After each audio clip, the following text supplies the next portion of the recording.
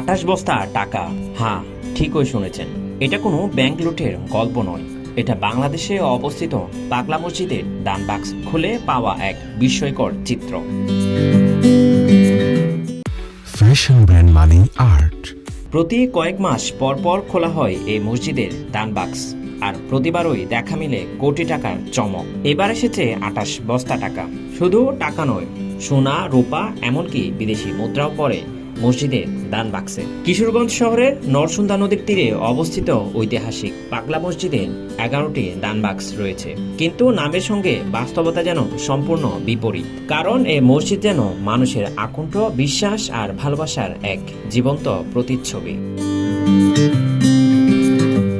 পাগলা মসজিদ কেবল অর্থনৈতিকভাবে নয়, ঐতিহাসিক দিক থেকেও এক অসাধারণ স্থান।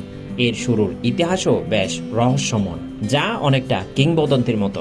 মসজিদ কর্তৃপক্ষের তরফে জানানো হয়েছে এই অর্থ ব্যয় হয় মসজিদের খরচ, দরিদ্রদের সাহায্য এবং বিভিন্ন জনকল্যাণমূলক কাজের পেছনে। পাগলা মসজিদ নামে পাগলামো থাকলেও মানুষের বিশ্বাস আর দানের আন্তরিকতায় এটি যেন এক পবিত্র মুগ্ধতার নাম। আর সে কারণে এই মসজিদকে ঘিরে প্রতিবারই তৈরি হয় অগণিত কৌতূহল, বিস্ময় আর শ্রদ্ধা।